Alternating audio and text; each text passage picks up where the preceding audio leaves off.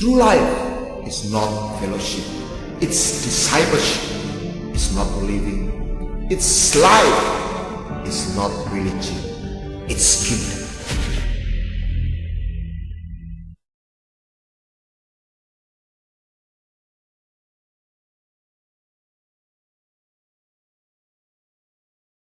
Hari kemarin kita memperingati hari Pentakosta.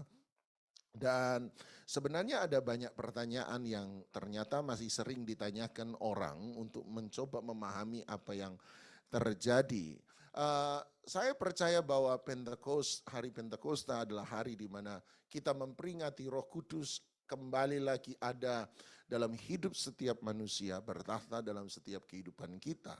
Dan fungsi dari keberadaan Roh Kudus dalam hidup Anda dan saya sebenarnya ada begitu banyak fungsi. Ada banyak hal yang dia kerjakan dan lakukan dalam setiap kita. Tetapi ada dua fungsi utama yang saya percaya yang dikerjakan Roh Kudus dalam hidup Anda dan saya, di mana semua fungsi-fungsi yang lain dapat dikelompokkan kepada dua fungsi utama itu. Kalau Anda pergi ke 1 Korintus pasal yang ke-14, 1 Korintus pasal 14, 1 Korintus pasal 14 ayat yang pertama misalnya, maka Anda akan menemukan sampai ayat yang kelima, Anda akan menemukan Paulus bicara tentang karunia-karunia yang bagi saya adalah gambaran tentang kerja dan karya Roh Kudus dalam hidup orang percaya. Nah, coba perhatikan dalam 1 Korintus 14 ayat 1 mulai. Paulus berkata, kejarlah kasih itu, kejarlah kasih, karakter bicara tentang buah-buah roh. Tetapi yang kedua dia berkata, dan usahakanlah dirimu memperoleh karunia-karunia roh, terutama karunia untuk bernubuat. Dan dia berkata, iya, kejarlah karakter, kejarlah buah roh, karya Roh Kudus dalam hidup seseorang, di mana dia mengubahkan kehidupan kita. Tetapi yang kedua dia berkata, usahakanlah juga untuk memperoleh karunia, the gift of the Spirit, karunia-karunia roh, terutama karunia untuk bernubuat. Ayat yang kedua, siapa yang berkata-kata dengan bahasa roh tidak berkata-kata kepada manusia, tetapi kepada Allah, sebab tidak ada seorang pun yang mengerti bahasanya, dan oleh roh dia mengucapkan hal-hal yang rahasia. Ayat yang ketiga, tetapi siapa yang bernubuat, dia berkata-kata kepada manusia. Nah, perhatikan sama-sama, dia berkata, dia membangun, menasihati, dan menghibur. Siapa yang berkata-kata dengan bahasa roh, dia membangun dirinya sendiri. Tetapi siapa yang bernubuat, dia membangun jemaat.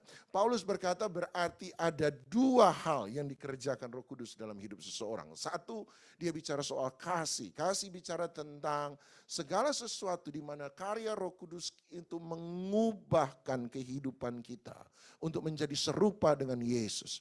Jadi karya fungsi Roh Kudus nomor satu menurut saya adalah fungsi Roh Kudus yang menyelamatkan. Sama-sama bilang menyelamatkan.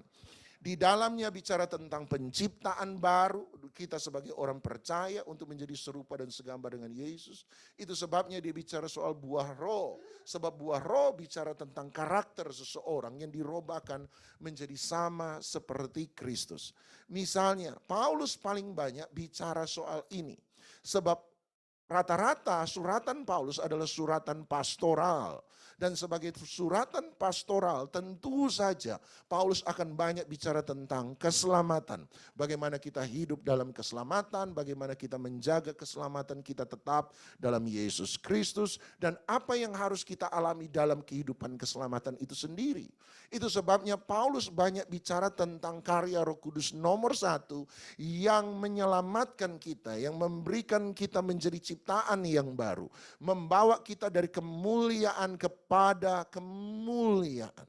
Misalnya dalam Titus 3 ayat yang kelima, dalam Titus pasal 3 ayat kelima, salah satu hal yang dikatakan oleh Paulus tentang fungsi Roh Kudus.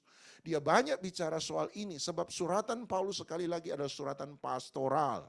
Dia bicara karena suratan pastoral, dia bicara tentang kehidupan dalam keselamatan. Dan salah satu karya Roh Kudus yang utama dalam hidup seseorang adalah karya Roh Kudus yang menyelamatkan. Ayat misalnya Titus pasal 3 ayat yang ke-5. Titus pasal 3 ayat yang ke-5. Kalau sudah dapat Anda boleh lihat baik-baik, Anda baca sama-sama. Titus 3 ayat 5, 1, 2, 3. Pada waktu itu Dia telah menyelamatkan kita bukan karena perbuatan baik yang telah kita lakukan, tetapi karena rahmat-Nya oleh permandian kelahiran baru dan oleh apa? Pembaharuan yang dikerjakan oleh Roh Kudus. Itu sebabnya dia berkata karya Roh Kudus yang paling utama nomor 1 adalah dia memberikan kepada kita pembaharuan, ciptaan yang baru, membuat kita mengalami kelahiran baru, hidup lahir baru, hidup yang dirobahkan hari lepas hari. Punya Roh Kudus berarti nomor 1 Anda dan saya harus bersedia untuk dirobahkan dari sehari kepada sehari. Semakin menjadi serupa dengan Kristus. Kita mengalami pengudusan, kita mengalami ciptaan baru. Kita berpindah dari kemuliaan kepada kemuliaan. Itulah fungsi utama Roh Kudus nomor 1. Bicara soal keselamatan. Karya Roh Kudus dalam keselamatan. Tetapi dalam 1 Korintus 14 yang kita baca kemudian, kalau Anda lihat tadi dengan sangat luar biasa, tiba-tiba dia berkata ada fungsi Roh Kudus yang kedua. Fungsi Roh Kudus yang kedua adalah fungsi untuk penginjilan. Fungsi Roh Kudus yang kedua adalah fungsi Roh Kudus untuk penginjilan. Coba Anda lihat 1 Korintus 14, kembali ke 1 Korintus pasal 14. Perhatikan mulai dari ayat yang ke-20, maafkan saya. 1 Korintus pasal 14, mulai dari ayat yang ke-22. 1 Korintus 14 ayat yang atau mulai dari ayat 23. 1 Korintus 14 ayat 23.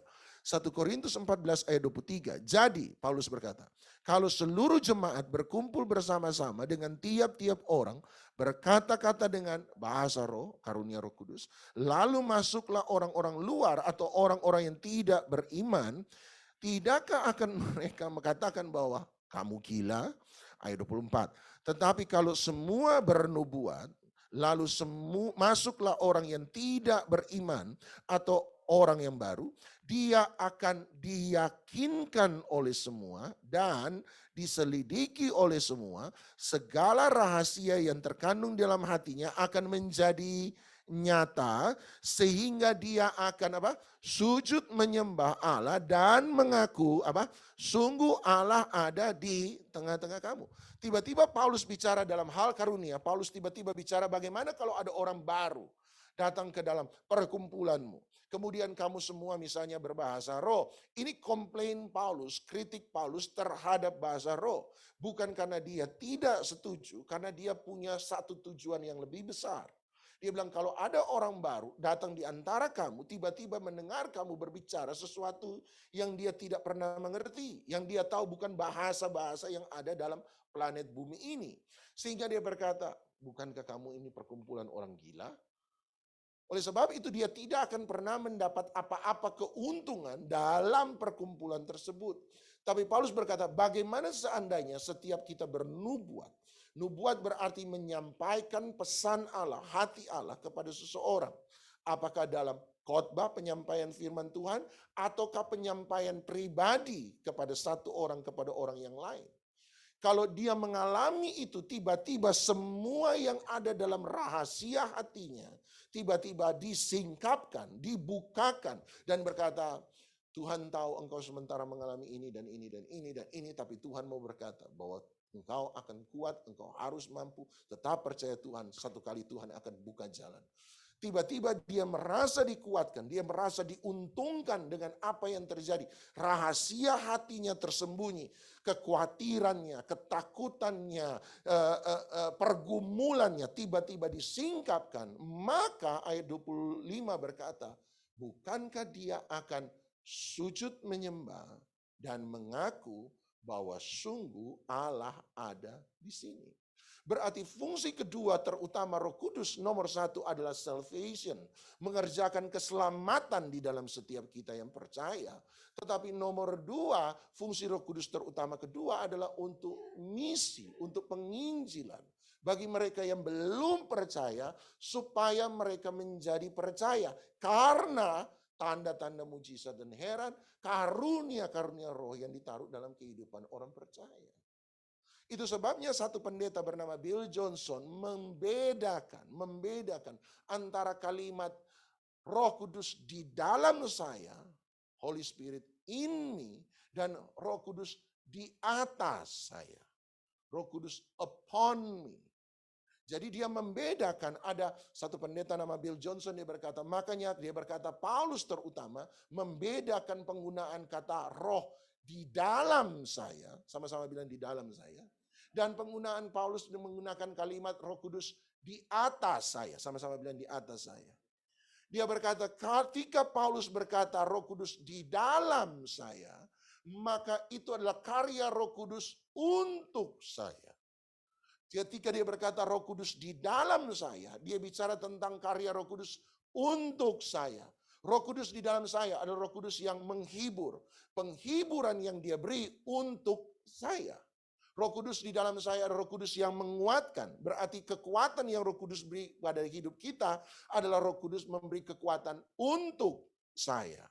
Ketika Roh Kudus membawa kita ke dalam kebenaran, mengingatkan kita akan firman Tuhan, membawa kita masuk dalam realita kebenaran firman Tuhan, maka itu dikerjakan Roh Kudus untuk saya. Setiap kali Paulus katanya menggunakan kata Roh Kudus di dalam saya, sama-sama bilang di dalam saya sekali lagi, itu adalah untuk kepentingan saya. Roh Kudus menguatkan saya, Roh Kudus menghiburkan saya, Roh Kudus menuntun saya, Roh Kudus mengangkat saya, Roh Kudus memberi nasihat kepada saya. Segala sesuatu yang dikatakan Paulus menggunakan kata roh di dalam saya adalah untuk saya.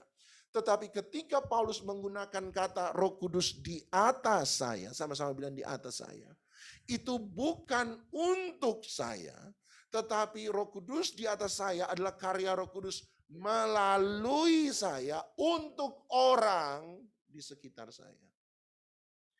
Roh Kudus di dalam saya adalah Roh Kudus yang menghibur. Tetapi Roh Kudus di atas saya adalah Roh Kudus yang menjadikan saya penghiburan bagi orang di sekitar saya. Roh Kudus di dalam saya adalah Roh Kudus yang menguatkan. Tetapi Roh Kudus di atas saya adalah Roh Kudus yang menjadikan saya, memberikan saya kemampuan untuk menguatkan orang di sekitar saya. Jadi ketika Anda dan saya punya Roh Kudus, ketika Roh Kudus berkarya dan hadir dalam kehidupan Anda dan saya, itu bukan hanya untuk saya, tetapi juga supaya dia bisa memakai saya untuk orang lain. Salah satu khotbah yang hilang di antara gereja hari ini menurut saya. Salah satu khotbah yang tidak lagi banyak dikhotbahkan di gereja-gereja institusi hari ini adalah bukan Roh Kudus di dalam saya. Tetapi menurut saya yang banyak hilang adalah Roh Kudus di atas saya. Kita tidak lagi bicara banyak tentang penginjilan. Kita tidak banyak lagi bicara tentang mendorong orang supaya menjadikan kita berkat bagi orang lain. Kita perlu Roh Kudus di dalam saya. Amin. Tetapi sesudah Anda dikuatkan, Anda harus menjadi kekuatan bagi orang lain. Roh Kudus di atas saya. Saya percaya bahwa Roh Kudus harus perlu di dalam saya. Amin. Supaya dia bisa memberkati kita. Tetapi ketika dia sudah memberkati kita, kita juga harus mengalami realita Roh Kudus di atas saya. Supaya lewat hidup kita yang sudah diberkati, kita bisa menjadi berkat bagi orang lain. Dia tidak pernah menarik segala sesuatu untuk diri saya dan berhenti hanya sampai pada saya. Tetapi bagaimana lewat hidup saya pun bisa menjadi berkat bagi orang lain. Dan saya suka tadi 1 Korintus 14 ayat 25. Dia berkata kalau orang itu melihat hal itu, dia akan sujud menyembah Allah dan mengaku sungguh Allah ada di tengah-tengah kamu. Berarti apa arti Pentekost yang sesungguhnya? Arti Pentakosta yang sesungguhnya, Allah ada di tengah-tengah kita. Itu yang saya suka. Sebab itu sejak hari Pentakosta, orang bisa melihat tanda-tanda heran mujizat yang luar biasa. Sebab Yesus yang pernah hidup sekarang hidup lagi lewat karya Roh Kudus dalam kehidupan kita. Maksud saya begini. Kisah Rasul 17 ayat 31. Mohon maaf, saya mau akhiri tetapi dosa guru, ingin memberi semua. Kisah Rasul 17 ayat 31. Kita pernah belajar ini. Kisah Rasul 17 ayat 31. Karena Tuhan telah menetapkan satu hari pada waktu mana dia dengan adil akan menghakimi apa? Dunia oleh satu orang yang telah ditentukannya sesudah dia memberikan kepada semua orang. Apa? Satu bukti, sama-sama bilang bukti. Apa bukti itu? Tentang hal itu dengan cara membangkitkan dia dari antara orang mati. Kebangkitan Yesus dari antara orang mati disebut Alkitab, disebut Paulus sebagai satu-satunya bukti. Sama-sama bilang satu-satunya bukti. Bukan hanya satu bukti, tetapi satu-satunya bukti. Jadi Allah hanya memberi satu bukti. Allah tidak memberi banyak bukti, dia hanya memberi satu bukti. Bukti apa? Supaya orang bisa percaya pada dia. Apa bukti yang dia berikan? Bahwa Yesus bangkit dari antara orang mati. Apa arti Yesus bangkit dari antara orang mati? Yesus hidup. Sama-sama bilang Yesus hidup. Saya pernah bilang sama Anda, disitulah kesulitan terbesar kita. Bagaimana caranya membuktikan Yesus hidup, sementara Yesus yang hidup naik ke surga. Disitulah kesulitannya. Bagaimana saya bisa membuktikan bahwa Yesus hidup, sementara Yesus yang hidup itu sudah naik ke surga. Bagaimana caranya membuktikan bahwa Pak Doni hidup? Gampang. Tunjuk sama orangnya, itu Pak Doni. Masa segede itu enggak kelihatan? Gampang.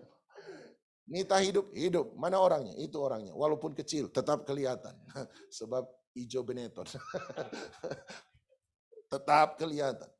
Gampang untuk membuktikan seseorang hidup. Selama orang itu ada, kita cukup tunjuk orangnya. Itu orangnya, dia hidup. Nah sekarang bagaimana caranya membuktikan Yesus hidup, sementara Yesus hidup naik ke surga?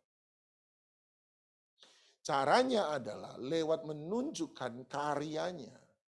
Sebab kita bisa membuktikan sesuatu ada sekalipun kita tidak bisa melihat. Itu sebabnya Yohanes 3, Tuhan Yesus bilang sama Nikodemus, Roh Kudus itu ada. Dari mana saya tahu Roh Kudus ada? Sebab Roh Kudus sekalipun seperti angin tidak bisa dilihat, tidak bisa dipegang, tapi bisa dirasakan. Setuju? Berarti Roh Kudus ada. Walaupun kita tidak bisa melihat, walaupun kita tidak bisa pegang, walaupun kita tidak bisa tunjuk, tetapi kita bisa merasakan karyanya dalam kehidupan seseorang. Sampai sini setuju? Berarti saya juga bisa membuktikan Yesus hidup sekalipun Yesus yang hidup itu tidak ada. Dengan cara apa? Menunjukkan karyanya. Tetapi di situ pun ada persoalan. Kalau saya hanya bisa menunjukkan karya Yesus terjadi 2000 tahun yang lalu, berarti Yesus hanya hidup 2000 tahun yang lalu. Kalau saya tidak bisa menunjukkan karya apapun yang Yesus lakukan hari ini, berarti Yesus hanya hidup 2000 tahun yang lalu dan dia tidak ada lagi hari ini. Semoga Anda mengerti. Sampai sini ngerti?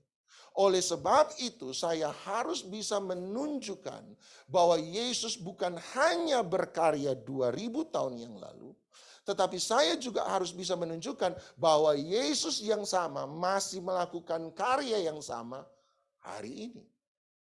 Sebab dia masih hidup hari ini. Saya lihat muka-muka Anda, muka-muka tidak mengerti, ampunilah mereka ya Tuhan. Saya bisa membuktikan sesuatu tidak ada, tetapi tidak terlihat, tetapi ada. Bukan tidak ada, tidak terlihat, tetapi tetap ada. Udara. Dengan cara menunjukkan karya, menunjukkan dampak dari keberadaan udara itu. Sekalipun udara tidak bisa melihat, tapi dampaknya ada. Kita masih bisa bernafas. Kita masih bisa merasakan hembusan angin. Sama untuk membuktikan Yesus yang tidak terlihat. Itu mudah. Kita harus bisa menunjukkan karyanya. Tetapi persoalannya kalau kita hanya bisa menunjukkan karya Yesus berhenti sampai 2000 tahun yang lalu. Berarti kan Yesus hanya ada sampai 2000 tahun yang lalu. Kalau Yesus yang tidak kelihatan, yang saya katakan ada tapi tidak kelihatan, saya tidak bisa menunjukkan karyanya hari ini, hanya karyanya 2000 tahun yang lalu. Oh, dulu dia menyembuhkan orang buta. Pertanyaannya, hari ini apakah dia masih menyembuhkan orang buta? Kalau saya tidak bisa menunjukkan karyanya hari ini, berarti dia hanya sampai 2000 tahun yang lalu, dia tidak ada hari ini. Itu namanya mati. Dia mati. Selesai di sana. Kalau saya bicara, oh papa saya sudah meninggal. Dan saya hanya bisa berkata, dulu papa saya begini. Dulu papa saya mengajar saya begini. Dulu papa saya melakukan ini. Berarti papa saya hanya hidup di waktu yang lampau. Tidak hidup hari ini. Sebab karya perkataannya hanya berhenti sampai di hari lampau. Oleh sebab itu saya lewat Roh Kudus harus bisa menunjukkan Yesus yang tidak kelihatan tetap ada hari ini. Hidup, sama-sama bilang Yesus hidup. Bagaimana caranya? Saya harus bisa mampu menunjukkan karyanya tidak berhenti 2000 tahun yang lalu, tapi karyanya tetap berlaku sampai hari ini. Kalau saya bisa membuktikan pada orang bahwa Yesus bukan hanya menyembuhkan orang buta dulu, tapi hari ini Yesus tetap bisa menyembuhkan orang buta, berarti mereka akan tahu walaupun mereka tidak bisa melihat, tapi Yesus itu ada, Yesus itu hidup. Fungsi Roh Kudus adalah lewat kita, dia mengaktifasi, memanifestasikan keberadaan dan karya Kristus dalam setiap hidup Anda dan saya. Sehingga ketika kita lihat dulu Yesus menyembuhkan orang tuli, hari ini lewat karya Roh Kudus, kuasa Roh Kudus, kita tetap bisa melihat orang tuli disembuhkan. Kalau dulu yang mati bisa dibangkitkan, hari ini kita harus percaya bahwa kematian orang juga tetap dia bisa bangkitkan. Kalau dulu dia pulihkan mereka yang rusak, hari ini dia juga harus bisa memulihkan orang yang rusak. Berarti saya percaya bahwa Yesus bukan hanya berkuasa di waktu lampau, tapi Yesus tetap berkuasa hari ini dan sampai selama-lamanya. Itulah cara saya membuktikan kepada orang lain bahwa Yesus ada, Yesus hidup sekalipun Yesus tidak terlihat. Karyanya ada dalam saya, karyanya ada dalam hidup orang lain. Sampai satu titik mereka berkata, sungguh Allah ada di tengah-tengah kami. Dan itu yang saya percaya dari hari Pentakosta. Bahwa Allah Tuhan hadir di tengah-tengah kita. Tidak kelihatan, tapi dia ada.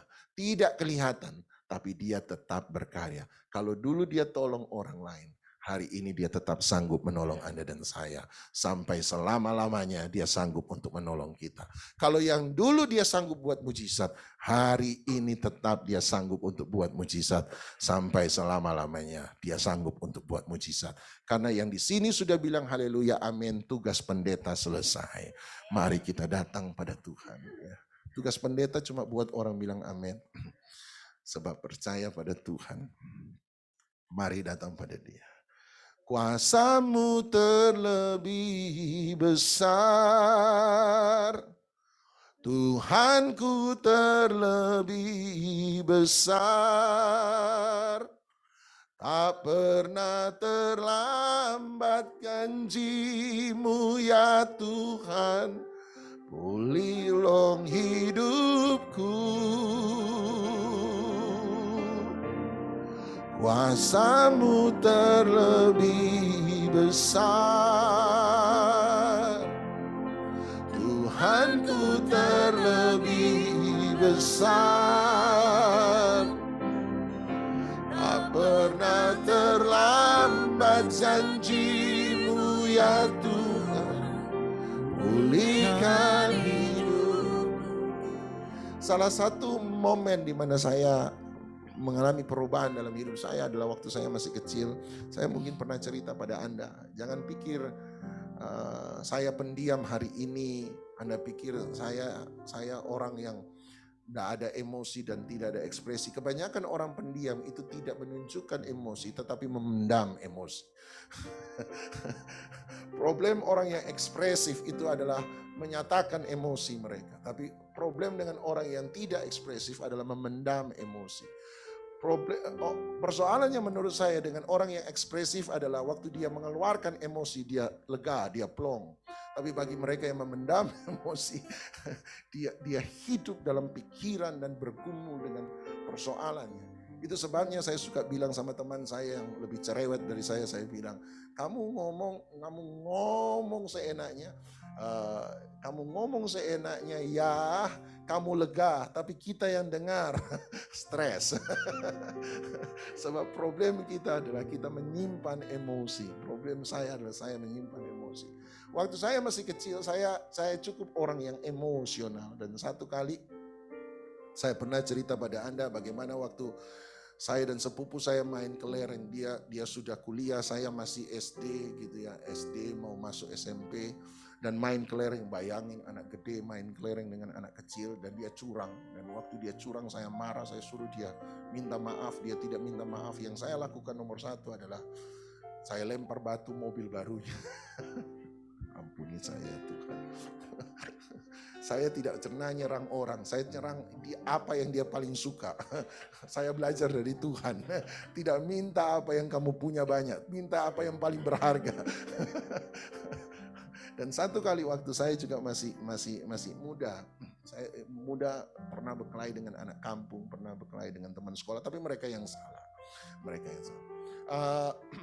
Dan satu kali dengan sepupu saya yang lain, kemudian dia buat salah, dia garai saya kejar dia lari. Saya kejar juga dia, waktu mau ketangkap dia naik tangga. Nah orang gemuk problemnya jangan dibawa lari naik tangga, saudara. Saya pernah les tenis dengan adik saya les tenis, saya lebih dulu les daripada dia. Tapi persoalannya satu, waktu main tenis dia pukul ke kanan, saya lari ke kanan, dia pukul ke kiri, saya lari ke kiri. Nggak sampai satu set saya sudah menyerah, ngos-ngosan, dibuat lari ke sana. Dan sepupu saya waktu itu lari naik tangga, saya kejar naik tangga, dia turun tangga. Dia turun tangga sebelah tangga yang berbeda, saya turun tangga, dia naik tangga lagi.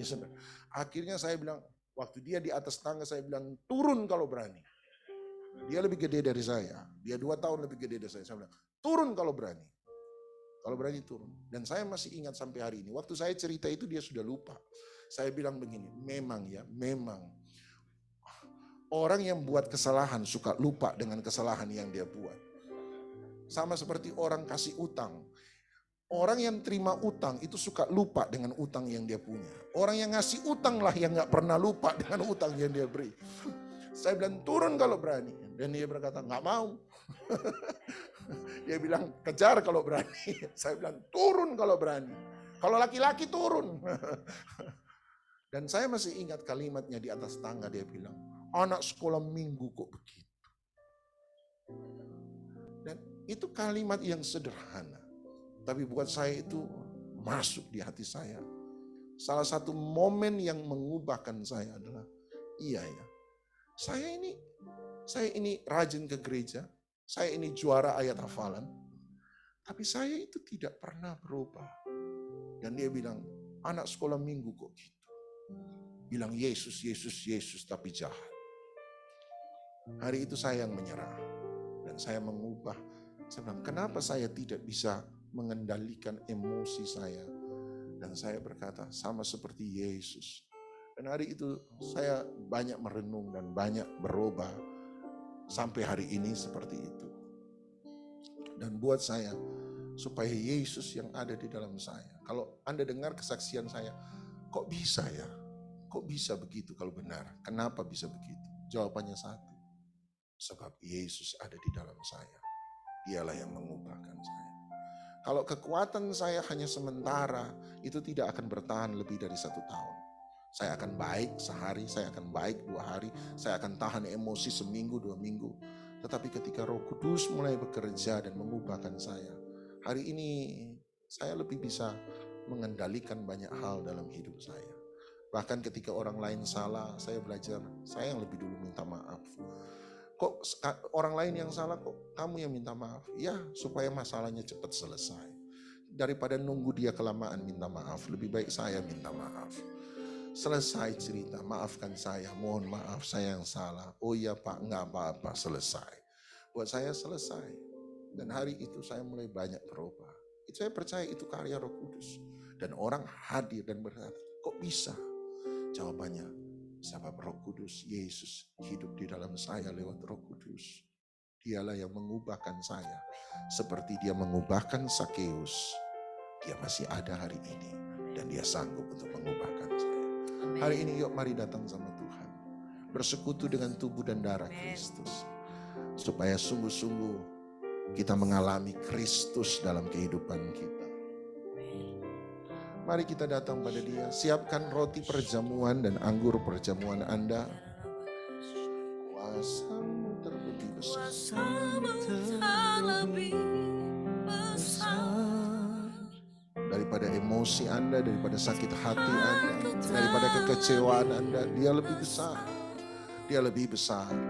Oh, tak pernah terlambat janji-Mu ya Tuhan, menolong hidupku.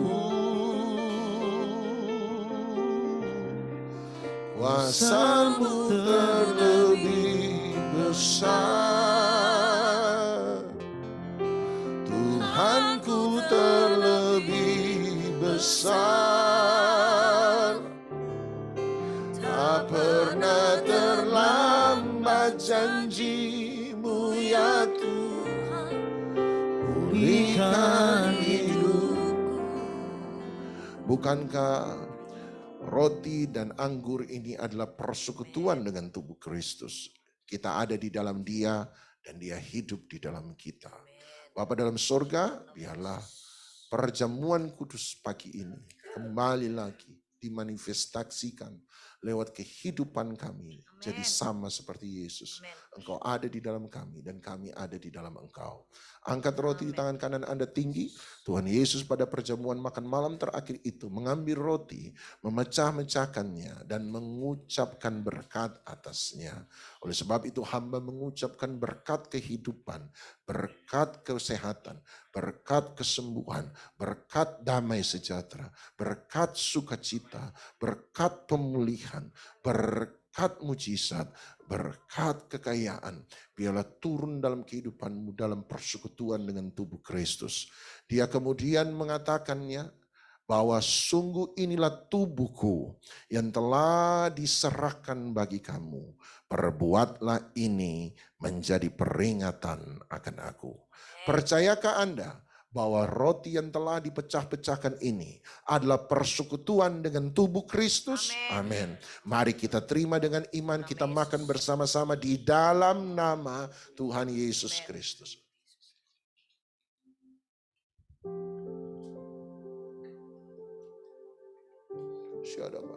Terima kasih Tuhan, Engkau baik, kami terima mujizat, kami terima kekuatan, kami terima kesehatan. Terima kasih. Angkat cawan di tangan kanan Anda tinggi. Yesus kemudian mengambil cawan anggur, mengucapkan syukur atasnya. Terima kasih Tuhan. Dan berkata, cawan ucapan yang kita ucapkan syukur atasnya adalah cawan perjanjian baru. Darahku yang telah ditumpahkan untuk pengampunan dosa semua orang. Percayakah Anda bahwa cawan anggur yang kita ucapkan syukur atasnya adalah persekutuan dengan darah Yesus? Darah yang mulia, darah yang luar biasa, darah yang berkuasa, darah anak domba Allah yang tidak bercacat celah. Kalau kita percaya, mari kita terima dengan iman, kita minum bersama-sama di dalam nama Tuhan Yesus Kristus. Mari kita mengucap syukur. Terima kasih Tuhan, terima kasih. Engkau baik, Engkau baik, Engkau baik, baik. Biarlah kami ada di dalam Engkau dan Engkau ada di dalam kami. Sebab lewat hidup kami, orang menyadari Tuhan ada di tengah-tengah kami. Biarlah Kristus ditampilkan keluar. Yesus bisa dilihat lewat hidup kami. Tuhan Yesus bisa dilihat dalam segala kebiasaan kami, dalam setiap canda kami, dalam setiap percakapan kami, dalam setiap kehidupan kami, pola hidup kami benar dapat menjadi berkat bagi banyak orang. Terima kasih Tuhan, terima kasih, Engkau luar biasa, terima kasih. Jadikan aku indah yang kau pandang mulia, seturut karyamu di dalam hidupku. Ajarku berharap hanya kepadamu, taat dan setia kepadamu. Tuhan, jadikan aku indah yang kau pandang mulia, seturut karyamu di dalam hidupku. Ajarku berharap hanya kepadamu, taat dan setia kepadamu. Tuhan, sekali lagi katakan, jadikan aku mulia, seturut karyamu di dalam hidupku. Ajarku berharap hanya kepadamu, taat dan setia kepadamu. Biarlah Roh Kudus membentuk kita semakin serupa dengan Kristus. Makin indah dan makin indah dan makin indah dan makin indah. Dan lewat hidup kita yang dirobahkan sungguh-sungguh menjadi berkat bagi banyak orang. Oleh sebab itu terimalah segala berkat daripada Allah Bapa, cinta kasih sayang dan syafaat daripada Tuhan Yesus Kristus. Persekutuan, penghiburan, kekuatan, sukacita, damai sejahtera daripada Roh Kudus menyertai kita sekalian. Mulai daripada pagi hari ini sampai selama-lamanya. Di dalam nama Tuhan Yesus Kristus, yang percaya dilawat diberkati Tuhan, sama-sama kita katakan amin.